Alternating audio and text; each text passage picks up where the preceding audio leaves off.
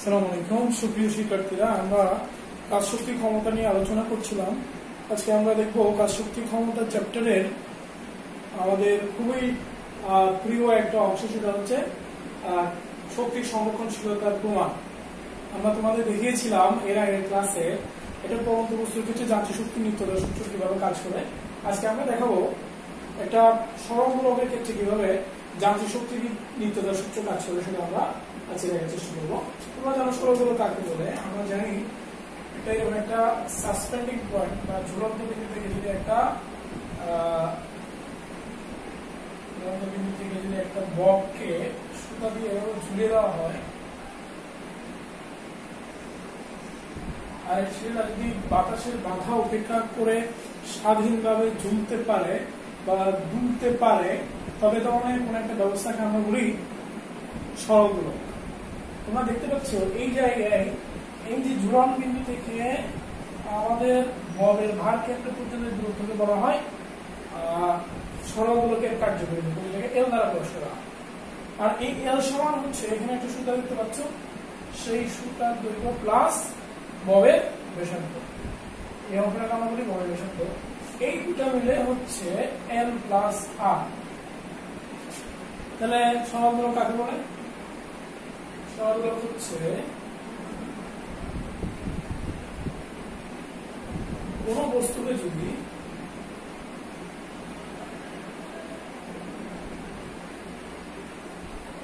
আয়তনহীন, ওজনহীন, সম্প্রসারণশীল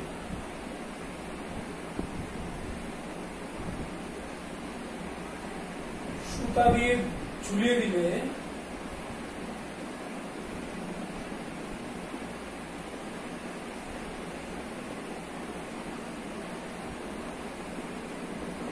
যদি এটি বাতাসের বাধা উপেক্ষা করে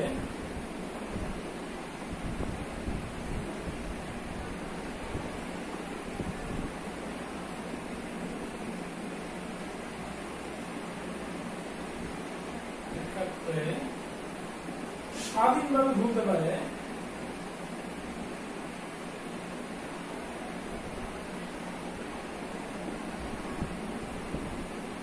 তবে তাকে সরল গোলক বলে।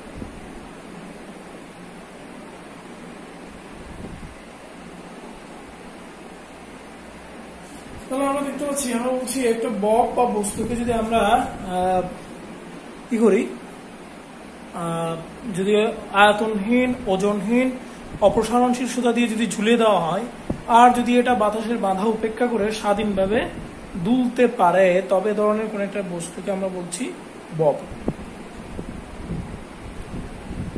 আসলে এখন তোমাদের মনে প্রশ্ন থাকতে পারে, স্যার আসলে এমন সুতা কি পাওয়া সম্ভব যেটা ওজনহীন, আয়তনহীন, এ ধরনের সুতা কি আসলে পসিবল?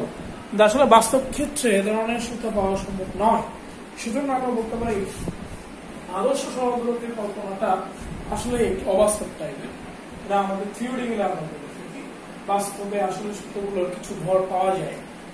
যাক, এই বিষয়টা অন্যরকম। আমরা আজকে মূলত এখানে দেখার চেষ্টা করবো যে এখানে কিভাবে শক্তি সংরক্ষণশীলতার নীতি কি বলা হচ্ছে, মেনে চলা হচ্ছে, সেটা আমরা আজকে গাণিতিকভাবে দেখার চেষ্টা করবো। তাহলে দেখো, তোমরা এখানে দেখতেই পাচ্ছ বস্তুটার এই যে জিনিসটাকে ঝোলানো হয়েছে এটাকে বলা হয় বব। সেই ববের ওজন ডাব্লিউ নিচের দিকে ক্রিয়া করবে, আর সুতার টান টি ঠিক উপরের দিকে ক্রিয়া করবে। এই সুতার টান টি এবং ববের ওজন এমজি সমান হওয়াতে বর্তমানে আমাদের ববটি যে অবস্থায় আছে সেটাকে আমরা সাম্য অবস্থা ধরে নিতে পারি।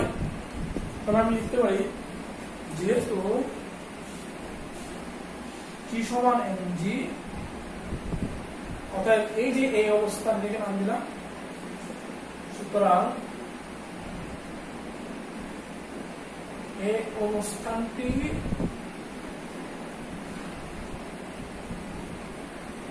ববের সাম্যাবস্থা বা সহগোলকের সাম্যাবস্থা। সাম্যাবস্থা মিন করবো এটাকে দিয়ে আমরা। এখন আমরা আগেই বলেছিলাম আমরা একটা বস্তুকে সাম্যাবস্থা থেকে উপরে নিয়ে গেলে এটাকে আমরা উচ্চতা বলে থাকি, মানে সাম্যাবস্থা থেকে কত উপরে বস্তুটা স্থাপন করা হয়েছে। ওকে, তাহলে এখন আমরা এই জিনিসটাকে অ্যাপ্লিকেশন আমরা বোঝার চেষ্টা করবো। তাহলে এটা হলো আমার সাম্যাবস্থা, সাম্যাবস্থা থেকে এদিকে নিয়ে গেলাম বা এই পাশে নিয়ে গেলাম, এই যে পাশে নিয়ে গেলে যদি বক্রটা এখানে আসে তাহলে আমরা দেখার চেষ্টা করবো এটা কত উপরে উঠবে সাম্যাবস্থা থেকে। সাম্যাবস্থা থেকে যত উপরে উঠবে ওটা হচ্ছে কি তার উচ্চতা। ওকে, এখন আমরা আমাদের গাণিতিক এক্সপ্রেশনে চলে যাব।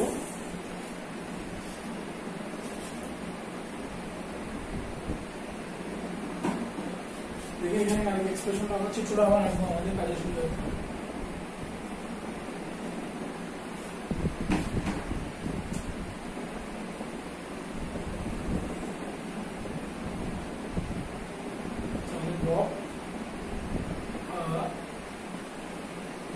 বক্রটা ঘূর্ণানোর ফলে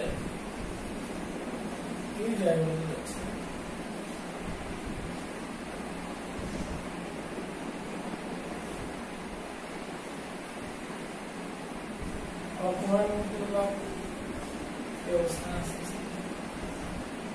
এটা পজিশন করতে পারি এ বি সি। আমরা বলেছিলাম বি অবস্থানটা হচ্ছে সাম্যাবস্থা, এটা হচ্ছে ও এ ও বি ও সি। এখানে ও এ ও বি ও সি সমান হবে, কারণ এগুলো সুতার কার্যকরী দৈর্ঘ্য বোঝাচ্ছে। চিত্রটা আমরা আরেকটু বেটার করে একটু ভালো হয়, কারণ আমাদের সরলটা বোঝা যাইতে হবে আমাদের।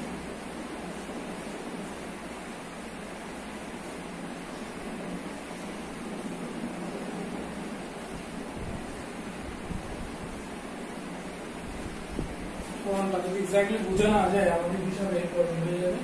তাহলে এবিসি কিন্তু অবস্থান আমরা দেখতে পাচ্ছি, আমরা এখানে বলেছি ও সমান ও বি সমান ওসি, এই হচ্ছে সাম্যাবস্থায়।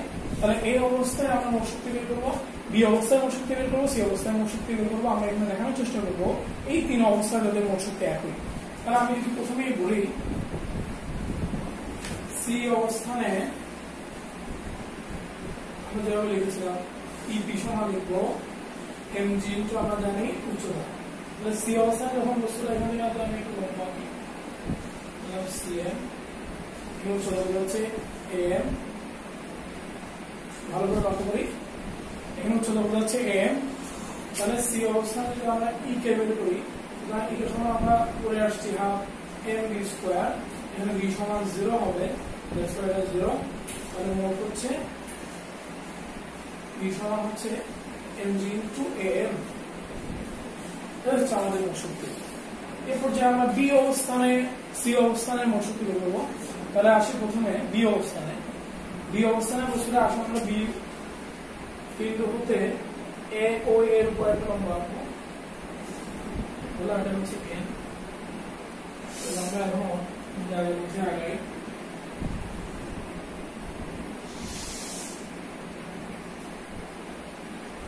বি অবস্থানে ইপি বের করি, ইপি সমান আমাদের এমজি ইনটু সাম্যাবস্থার উচ্চতা। সাম্যাবস্থা মানে এখানে বলছে এই বিন্দু, তাহলে এই হতে বি অবস্থানে আসলে বস্তুর উচ্চতা থাকে আর এন, এই যে এন, তাহলে আমি লিখলাম এমজি ইনটু এন। ওকে, আর ইপি সমান আমাদের হাফ এমবি স্কয়ার, আর বি সমান যেহেতু শিখবে এখানে আমাকে সূত্র লিখতে হবে আদিবেগ U square plus 2g into C থেকে বস্তুটা যদি বি বিন্দুতে আসে তাহলে তার উলম্ব সরণ হচ্ছে mn। আমি উলম্ব সরণের কথা কেন বলছি, এর আগে আমরা বলেছিলাম যেহেতু জি হচ্ছে এখানে উলম্ব ত্বরণ, অর্থাৎ উলম্ব বিকর্ষিত ত্বরণ, অতএব আমি জি নিলে আমাকে উলম্ব বরাবর সরণটা দিতে হবে, আসলে হচ্ছে mn। তাহলে আমি পাচ্ছি mg ইনটু mn। আমি যদি মোট বের করি, মোট শক্তি সমান আমরা দেখতে পাচ্ছি mg যদি কমন নিয়ে ফেলি তাহলে হচ্ছে an প্লাস mn সমান হচ্ছে mg ইনটু am। তাহলে আমরা দেখো বি সি বিন্দুতে যে শক্তি পেয়েছিলাম মোট, সেটা আমরা অলরেডি এখানেও পেয়ে গিয়েছি। অনুরূপভাবে এখন আমরা এ বিন্দুতে মোট শক্তি বের করার চেষ্টা করবো। তাহলে আমরা লিখি এই অবস্থানে মোট শক্তি হচ্ছে পি সমান কি দাঁড়াবে? তোমরা যদি বলো এটা দেখো, যদি বস্তুটা সিতে ছিল এখন এতে চলে আসছে, মানে সাম্য অবস্থায় চলে আসছে, তাহলে সাম্য অবস্থায় চলে আসলে সাম্য অবস্থা থেকে দাম চলে যাবে আবার 0 মান। 0 হলে আমি এখানে আলটিমেটলি এই অংশটা 0 পাচ্ছি। এরপর আমরা দেখার চেষ্টা করি, সরি এটা 0 হবে, আমরা যদি হাফ এম ভি স্কোয়ার আগের মতোই টিকে সমান, তাহলে হাফ এম ভি স্কোয়ার। এখন দেখো সি থেকে যদি এটা আসে, বস্তুর উলম্ব সমান হচ্ছে এম। কেন? আমি যেহেতু জি হচ্ছে এখানে উলম্ব ত্বরণ বা অভিকর্ষিত ত্বরণ, অতএব আমাকে উলম্ব সরণ নিতে হবে। 2g যখন আমি লিখবো এম লিখবো, তাহলে আমরা পাচ্ছি এম ইন্টু এম। তাহলে আমার এখানেও মোট শক্তি হচ্ছে এম জি ইন্টু এম। তাহলে সুতরাং আমরা দেখতে পাচ্ছি এ বিন্দুতে বস্তুর মোট শক্তি যা বিতেও তা সিতেও তা, অতএব সরলদোলক যান্ত্রিক শক্তি বৃত্তটা নেওয়া যাবে, যান্ত্রিক শক্তি বৃত্তটা মেনে চলে। এখন পর্যন্ত খুবই সহজ, আমরা জানি সম্ভবত এগুলো আমরা আগে ক্লাসে কোনো এক সময় পড়েও থাকতে পারি, অনেকের মিলে যেতে পারে। কিন্তু এখানে ব্যাপার হচ্ছে এই যে তোমরা এখানে যে এম এন বের করছো, বা আমরা যে এম এন লিখলাম, এ এন লিখলাম, এই এম এন এবং এ এন এর মানগুলো কিন্তু দেওয়া থাকবে না, পাশাপাশি কি দেওয়া থাকতে পারে? এই কোণগুলো দেওয়া থাকতে পারে। তখন আমাদেরকে এই কোণগুলোকে কাজে লাগিয়ে আমাদেরকে এম এন, এ এন এই মানগুলো বের করতে হবে। বের করে করসপন্ডিং আমাদেরকে আমাদের এই যে মোট শক্তি, গতিশক্তি, বিভব শক্তি গুলো হিসাব করতে হবে। এটা একটা এক্সাম্পল যদি আমরা যাই তাহলে কেমন হবে একটু দেখার চেষ্টা করবো আমরা এখন। এটা একটা এক্সাম্পল আমরা দেখি।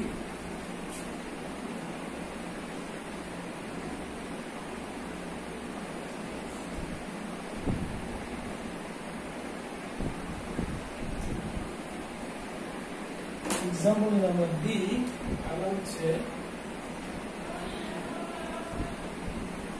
আমাদের বল, আমাদের বল হচ্ছে 1 কেজি। আমাদের আমি এখানে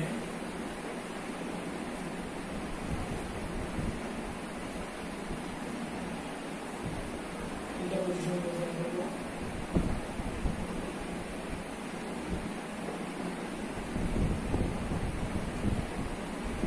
এই যে তিনটা পজিশন নিলাম এবিসি, এখানে ও এর সমান ও বি সমান হচ্ছে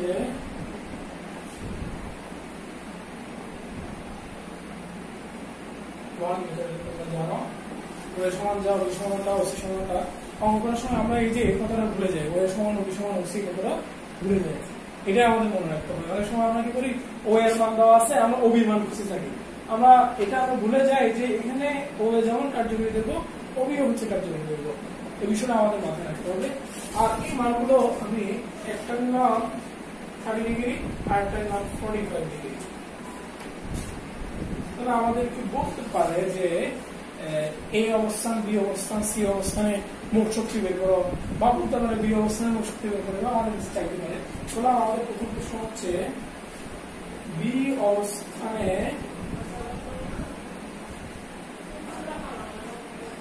ববের ই কে কত? এক কথা আমাদের বলতে পারে দেখাও যে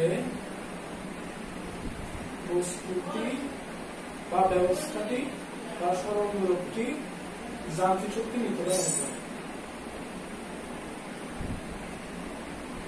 শক্তির নিত্যতা মেনে চলে। জিনিসটা আমাদের দেখাতে হবে গাণিতিক হিসাবের মাধ্যমে।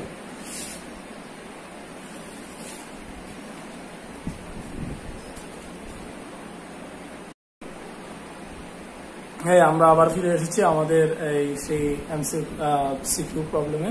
তোমরা দেখতে পাচ্ছ এখানে আমরা বি অবস্থানে ববের মোট শক্তি, গতিশক্তি ইকে বের করতে চেয়েছি। এরপরে আমরা দেখাতে যাব যে এই ববটি বা সরলদোলকটি বা আমাদের এই ব্যবস্থাটি যার শক্তি নিতে চলে। প্রথমে আমরা তাহলে প্রবলেম সলভ করি। আশা করি এই ধরনের একটা দুটো প্রবলেম সলভ করলে তোমাদের জন্য বাকিগুলো সহজ হয়ে যাবে। গতে আমরা দেখতে পাচ্ছি, আমরা যদি একটু লিখি গতে, এখানে বিবিতে আমাদের কাছে কি চাইছে, গতিশক্তি চাইছে। বিবির দিকে সমান আমরা কি জানি, ছোটবেলা থেকে আমরা পড়ে আসছি হাফ এম ডি স্কোয়ার।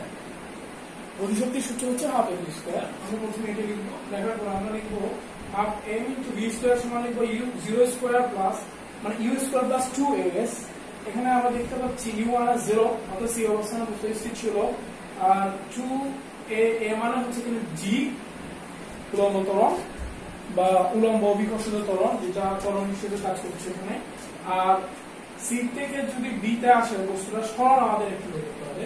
সেজন্য আমরা কি করবো, বি এবং সি হতে আমাদের ও এর উপর লম্ব আঁকবো। এটা আমরা লম্ব আঁকবো। তাহলে তোমরা নিশ্চয়ই দেখতে পাচ্ছ সি থেকে যদি বিতে আসে উলম্ব সরণ হচ্ছে এই এতটুকু।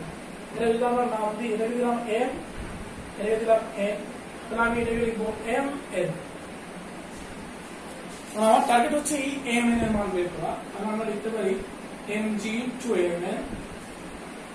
তোমরা দেখতে পাচ্ছ এখানে এম এন এর মান দেওয়া নাই। আমরা কিভাবে এম এন এর মানটা বের করতে পারি, কেউ কি আমাকে বলতে পারবা? তাহলে এম এন সমান আমরা দেখতে পাচ্ছি M G to M N সমান আমরা এভাবে লিখতে পারি, এম এন সমান হচ্ছে O N minus O M, O N minus O M লিখতে পারি কিনা শিক্ষার্থীরা? দেখো আমরা কেন লিখেছি এটা, আমরা ও এন কে রিডিউস করার পিছনে কারণ হচ্ছে এখানে যে কোণগুলো দেওয়া আছে 30 ডিগ্রি 45 ডিগ্রি, সেই মানগুলোকে ব্যবহার করে আমরা খুব সহজে এখান থেকে ও এন এবং ও এম এর মান বের করতে পারি। সেজন্য আমরা মূলত এম এন কে ও এম এবং ও এন দ্বারা প্রকাশ করেছি। তাহলে আমি যদি এখন ও এম এর মান বের করতে চাই, আমাকে এই ত্রিভুজটা গঠন করতে হবে ও এম সি ত্রিভুজে। তাহলে আমি একটু লিখি ও এম সি ত্রিভুজে।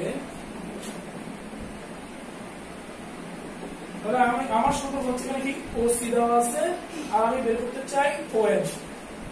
তাহলে তোমরা জানো যদি আমার কোণ হয় এটা, তাহলে আমার এটা হচ্ছে লম্ব আর এটা হচ্ছে অতিভুজ। তাহলে আমাকে সম্পর্ক বের করতে হচ্ছে অতিভুজ এবং ভূমির কোণ। তাহলে আমি লিখব ভূতি মানে কস 45 ডিগ্রি সমান ও এম বাই ওসি। তোমরা জানো তোমাদের ওসি সমান আমরা 1 মিটার লিখেছি, আর cos 45 এর মান কত 4321 এভাবে যদি হিসাব করি 0 30 45 1/√2। यस, মানটা হচ্ছে 1/√2। তাহলে আমরা পেয়ে গেলাম ওএম বাই ওসি, মানে এখানে ওএম সমান হচ্ছে √2 ইনটু ওসি। অনুরূপভাবে আমরা 30 ডিগ্রির জন্য যে ত্রিভুজটা আমরা দেখতে পাচ্ছি ও এন বি ত্রিভুজে, আমরা এই cos কে কাজে লাগিয়ে ও এন এর মান বের করতে পারি। তাহলে আমরা যদি দেখি ও এন সি ত্রিভুজে বা ও এন বি ত্রিভুজে cos 30 ডিগ্রি সমান O N by O B. তোমরা জানো এখানে ও বি এর মান হচ্ছে 1। চালো বলি আমরা একটু পরে নিচ্ছি, আমরা জানি আর cos 30 মান হচ্ছে 43/2। তাহলে ওএন বাই ওবি, সুতরাং ওএন সমান হচ্ছে √3 ওবি ডিভাইডেড বাই ওএন।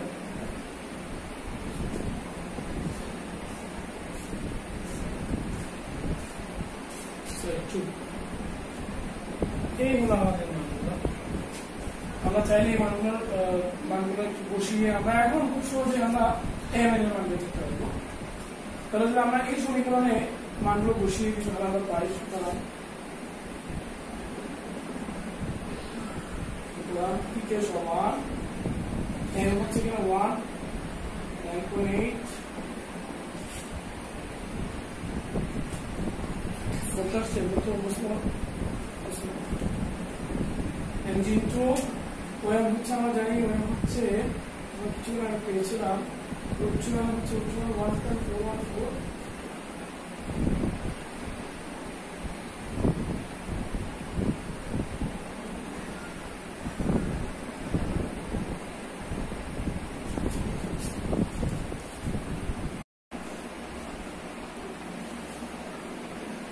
এই ক্যালকুলেশনে আমরা তোমাদের দেখিয়েছিলাম এতে ওএম সমান √2 ইন্টু ওসি আসলে √2 নয় এটা হবে ওসি বাই √2 হবে আমাদের এখানে √2টা নিচে দিতে হবে হ্যাঁ এই হলো আমরা আমরা কি করব এই যে আমরা ওএম মাইনাস ওএম এই মানগুলো বসাবো 1 ইন্টু 9.8 ইন্টু ওএম মানে আমরা পাচ্ছি হলো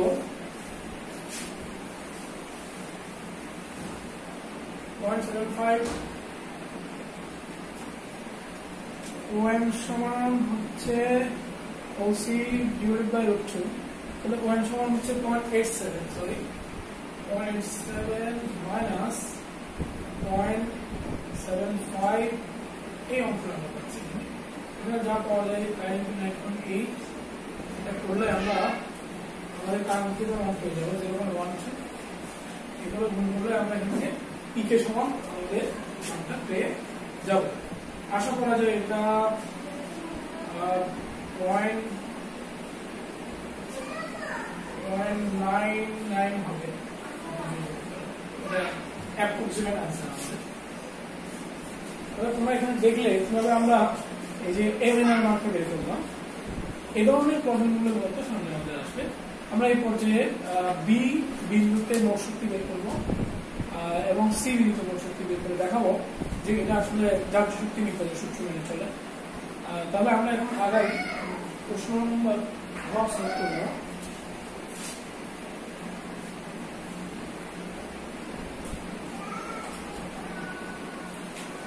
প্রশ্ন নম্বর ভয়ের ক্ষেত্রে এখন আমরা দেখব অলরেডি আমরা বি বিন্দুতে ই কে সমান বের করেছি ই কে সমান হচ্ছে 0.99 জুল অ্যারাউন্ড মূলত আমরা বি বিন্দুতে ইপি সমান বের করতে পারি ইপি সমান আমরা জানি এনজি ইনটু উচ্চতা এখানে উচ্চতা হচ্ছে বি বিন্দুতে থাকলে সমস্ত যেহেতু এ বিন্দু সমস্ত উচ্চতা হচ্ছে এন আমাদের ব্যাপার হচ্ছে এই এন এর মানটা আমরা কিভাবে বের করব এই এন এর মানটা আমরা বের করতে পারি হচ্ছে এন এর সরাসরি যেহেতু মান দেওয়া নাই আমরা লিখতে পারি ও এ মাইনাস ও এন ও এ মাইনাস ও এন তাহলে আমরা এন সমান জানি 1 কেজি জি সমান 9.8 ও এ ছিল 1 ও এন সমান আমরা পেয়েছিলাম 0.87 তাহলে আমরা পাচ্ছি 1 ইনটু 9.8 ইনটু 1.13 আশা করি গুণ করলে এটাও অ্যাপ্রক্সিমেট মান যদি আমি ধরি 0.99 জুল আসতে পারে তাহলে মোট শক্তি পাওয়া যাচ্ছে মোট ই সমান 0.99 যোগ 0.99 এইভাবে হিসাব করলে আমি আবারও বলছি আমি এখানে অ্যাপ্রক্সিমেট মানগুলো নিচ্ছি আমি ক্যালকুলেটর দিয়ে ক্যালকুলেশন করে ঠিক মানগুলো বসাচ্ছি না তাহলে এখানে মানটা পাওয়া যাবে হচ্ছে 1.98 জুল পাওয়া যাবে তাহলে এবার আমরা দেখাবো এই বিন্দুতে এই যে আমাদের বক এটার মোট শক্তি হচ্ছে 1.98 জুল এটা আমরা প্রমাণ করার প্রয়াস চালাবো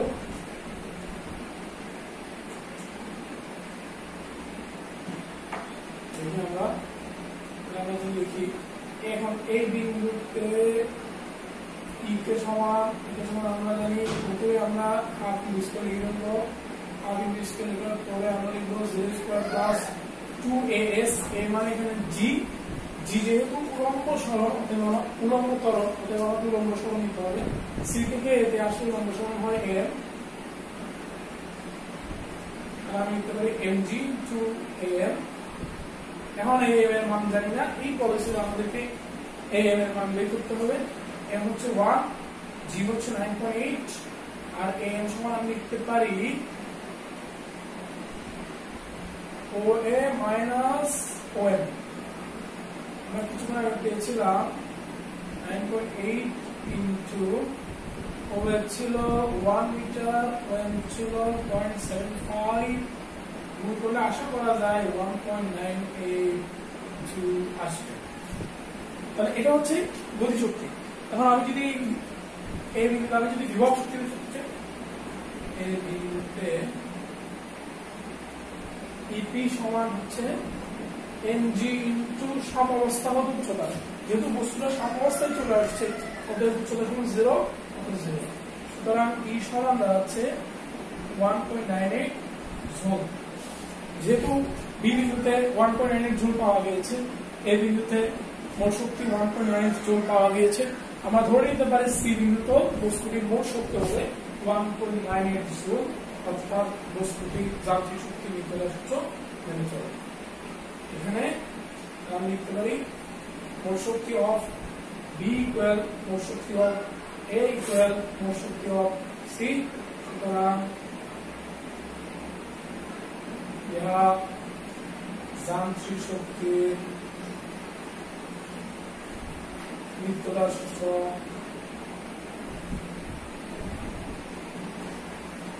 মেনে চলে।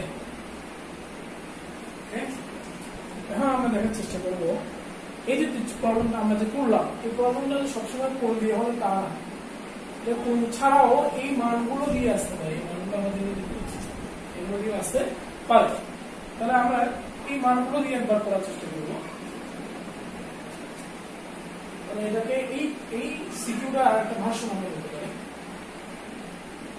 দেখো সেই ভাষ্যটা কেমন হবে। যদি প্রবলেমটা আবার ড্র করি,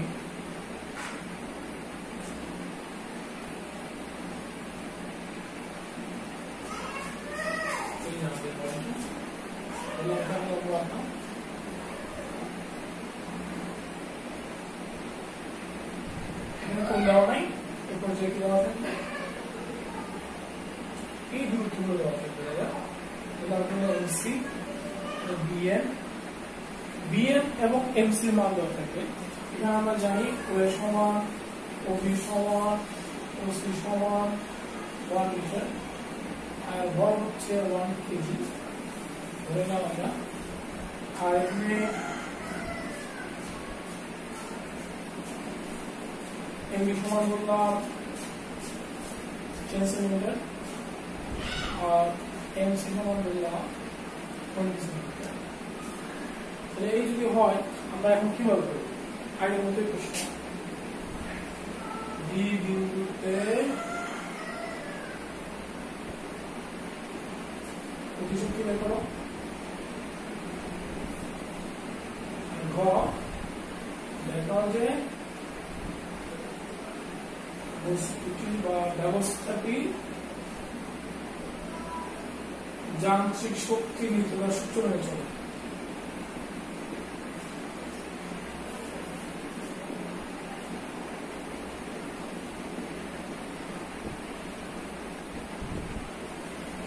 এই প্রবলেমটা এখন আমরা একটু স্টেপ বাই স্টেপ করার চেষ্টা করব।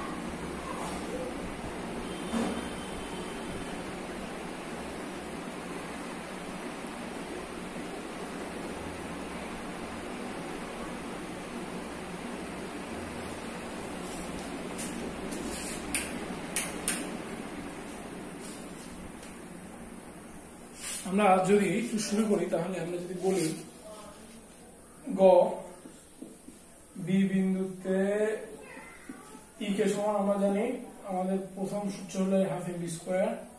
আমরা বি বের করবো, লিখবো 0 square plus 2g into C থেকে বিতে আসলে কারণ করতে এনে তার আগের মতো আমাদেরকে এখন mn এর মান বের করতে হবে। আগে ছিল কোন দেওয়া ছিল, এখন কোন দেওয়া নাই। এখন আমরা এই mc এবং nb এর মানকে কাজে লাগিয়ে আমরা mn বের করব। তাহলে আমরা এখানে mn সমান লিখতে পারি mg into mn সমান লেখা যায় OA minus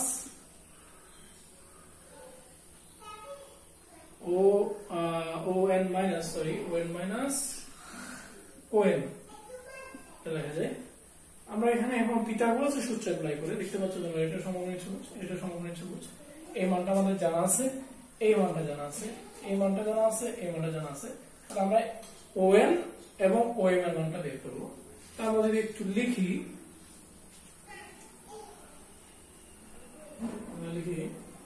প্রথমে যদি লিখি ONB ত্রিভুজে আমরা দেখতে পাচ্ছি OB স্কয়ার সমান ON square plus NB square. তাহলে আমার টার্গেট হচ্ছে ON বের করা, সো ON সমান OB square minus NB square. এই মানটা আমরা খুব সহজে পাই 1 স্কয়ার মাইনাস NB সমান আমরা জানি দিস ইজ 0.10 স্কয়ার। এখান থেকে আমরা ON সমান পাবো। অনুরূপভাবে আমরা যদি OMC ত্রিভুজে দেখি, এখানে OC স্কয়ার সমান OM square plus MC square.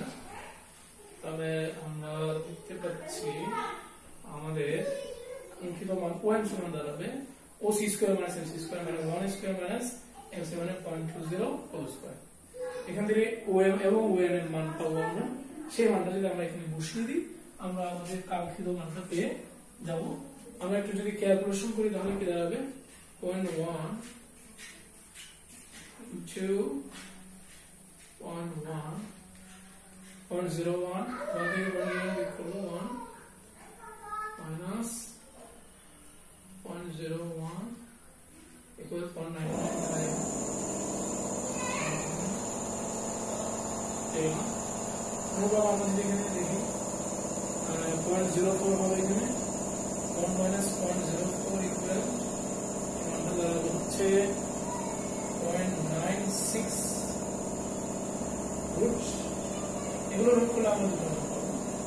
সেই মানগুলো যদি আমরা এখানে বসিয়ে দিই, সুতরাং ই কে সমান mg ইনটু আমরা এখানে বসিয়ে দিলে আমরা আমাদের কাঙ্ক্ষিত আনসারটা পেয়ে যাবো। এগুলো বলছি। তাহলে তোমরা দেখতেই পাচ্ছ এই প্রবলেমটা যেমন কোণ দিয়ে উঠতে পারে, ঠিক তেমনি কোণ না দিয়ে এই লম্বগুলা এমসি এবং এনবির মান দিয়ে হতে পারে। তাহলে এখন আমরা এই পলিসিতে সেই একই পদ্ধতিতে আমরা ঘ প্রবলেমটা দেখার চেষ্টা করি। ঘতে আমরা বলেছি গাণিতিক কি করলাম, যেহেতু আমরা অলরেডি বি বিন্দুতে ই কে পেয়ে গিয়েছি, এখানে দেখব আর বি বিন্দুতে আমরা ইপি সমান বের করবো। আমরা জানি mg ইনটু এখানে mg ইনটু সমবস্তু থেকে উচ্চতা বোঝায়, সমবস্তু হচ্ছে a, আর বি বিন্দুতে যখন বস্তুটা চলে এসেছে তখন উচ্চতা হচ্ছে a n। a n এর মানটা আমি কিভাবে লিখতে পারি mg into o a minus o n। আর আমরা জানি কিছুক্ষণ আগে আমরা অলরেডি মানগুলো বের করেছি, সবগুলো মান বসিয়ে দিই আমরা এখানে। o এর সমান মানটা আমরা জানি, o এর সমান আমরা জানি দিস ইজ 0.99। এই মানগুলো বসিয়ে দিলে আমরা বি বিন্দুতে শক্তি পেয়ে যাবো, আর ইপি পেয়ে যাবো। এর দুটো যোগ করলে ইপি এবং ইকে পেয়ে যাবো। অনুরূপভাবে আমরা এভাবে এই বিন্দুতে মোট শক্তি বের করবো। তো আমি যদি দেখি এই বিন্দুতে তোমরা জানো এখানে এই বিন্দুতে কণাটির সকল শক্তি হচ্ছে এই গতিশক্তি। তাহলে গতিশক্তি যদি লিখি, হাফ এমভি স্কয়ার থেকে আসবে হলো mg ইনটু অতিক্রান্ত দূরত্ব, সি থেকে এতে আসলে অতিক্রান্ত দূরত্ব হবে am। এবার আমরা জানি এর সমান আমরা লিখতে পারি 1 into 9.8 into OA মানে 1 minus OA minus OM লিখবো। OM সমান আমরা জানি √196, এখানে বসিয়ে দিলে আমরা মান পেয়ে যাবো। আর ইপি সমান তো আমরা জানি ইপি সমান 0। এই বিন্দুতে